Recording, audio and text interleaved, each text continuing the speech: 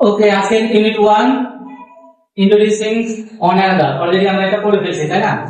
তাহলে যখন আমরা একে অন্যকে গ্রিট করব, গ্রিট ইচ আদার, একে অন্যকে যখন আমরা গ্রিট করছি তখন ইন দ্য মর্নিং আমরা কি বলি? একে অন্যকে দেখা হলে good morning, we have to say good morning, we have to say good morning. Okay, after 2 PM, after 2 PM 2টা বেজে যাবে, তারপর থেকে যখন আমাদের একে অন্যের সাথে দেখা হচ্ছে তখন আমাদের কি বলতে হচ্ছে? Good afternoon. Okay, after sunset, sunset means সূর্যাস্ত, সূর্যাস্ত, সূর্য ডুবে যাওয়াকে আমরা বলি সানসেট, আর সূর্য ওঠাকে সানরাইজ, সানরাইজ আর সানসেট, অর্থাৎ সন্ধ্যায়। কখন সূর্য ডুবে? সন্ধ্যায়। সন্ধ্যায় যখন সূর্য ডুবছে তখন আমরা একে অন্যের সাথে যখন দেখা হচ্ছে তখন বলছি good evening, good evening. Before closing your conversation, যখন তোমার কনভারসেশনটা শেষ হয়ে যাচ্ছে তখন আমরা একে অন্যের থেকে সাধারণত বিদায় নেওয়ার আগে কিছু কথা এনে দিতে বলা হয়। কি বাক্য? Have a great day, have a great day.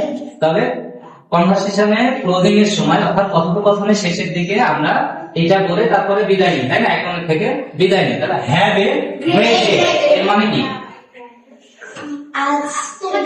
দিনটি অনেক ভালো কাটুক, আপনার দিনটি অনেক ভালো কাটুক বা তোমার দিনটি অনেক ভালো কাটুক। এইরকমই আরেকটা বাক্য, এটা না বলে কেউ এটাও বলতে পারে, wish you a wonderful day, wish you a wonderful day এর মানে কি? আপনার জন্য অনেক সুন্দর একটি দিনের কামনা করছি, দিনটি যেন অনেক সুন্দর হয় সেই কামনাটাই করছি। Then next sentence, have a good day, have a good day, এটা আমরা সব সময় বলে অভ্যস্ত, তাই না? Have a good day means দিনটি ভালো কাটুক, আপনার দিনটি ভালো কাটুক।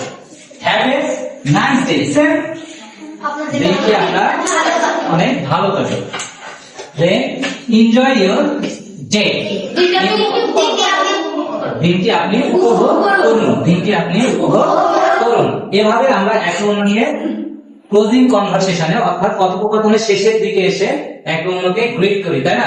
এবং এরপরে আমরা বিদায় নিই কি? গুড বাই বা see you, see you next time, see you later, see you next time মানে আবার পরে দেখা হবে, সি ইউ লেটার, আবার পরবর্তীতে দেখা হবে, পরে আবার দেখা হবে। এই কথাগুলো বলে আমরা কি একে অন্য থেকে বিদায় নিই। তবে রাতে বিদায় নেওয়ার ক্ষেত্রে আমরা কি বলি? সাধারণত গুড নাইট। এটা নিয়ে একটু ভেবে চিন্তে কথা বলতে হবে। অর্থাৎ গুড নাইট দেখা হলে, যেমন আমাদের সাথে একে অন্যের সাথে দেখা হলে, সকালবেলা দেখা হলে আমরা বলছি গুড মর্নিং, বিকালবেলা দেখা হলে বলছি গুড আফটারনুন, সন্ধ্যাবেলা দেখা হলে বলছি গুড ইভিনিং। কিন্তু রাতের বেলা দেখা হলে কি বলবো? Good night, good night. ন, রাতে আমাদের গুড ইভিনিং পর্যন্তই চলবে। আর রাতে বিদায় নেওয়ার সময়, বিদায় নেওয়ার সময় আমরা বলবো গুড নাইট, বিদায় নেওয়ার সময় রাতে বলা হয় গুড নাইট। এটা বিদায়ের কথা, এটা হ্যাঁ বিদায়ের সময় বলতে হয়, গুড নাইট বিদায়ের সময় বলতে হয়। দেখা হলে সাথে সাথে যেমন গুড মর্নিং বলা হয়, গুড নাইট বলা যাবে না। এইটুকু তোমাদের মনে রাখতে হবে। গ্রিটিং এ আমাদের কি বলতে হয় এবং কনভারসেশনের ক্লোজিং এ, কনভারসেশন মিন্স কনভারসেশন, কথোপকথন, এগুলো লিখে দিলাম না? কনভারসেশন কথোপকথন অর্থাৎ কথাবার্তার ক্লোজিং এ, শেষের দিকে, ক্লোজ মিন্স শেষ, ক্লোজিং এ আমরা এই বাক্যগুলো বলি। এই বাক্যগুলো তোমাদের একদম মনে রাখতে হবে এবং এগুলো ইউজ করতে হবে, ব্যবহার করতে হবে। যখনই একে অন্যের সাথে কথা বলছো, চলে যাচ্ছ, যত ব্যবহার করবে তার এই কনভারসেশন স্কিলটা তত বেশি বাড়বে। আর যে যত লজ্জা করবে, এগুলো ইউজ করবে না কথাবার্তায়, সে তত পিছিয়ে পড়বে। অর্থাৎ এই ইংরেজি আমরা শিখছি কি জন্যে?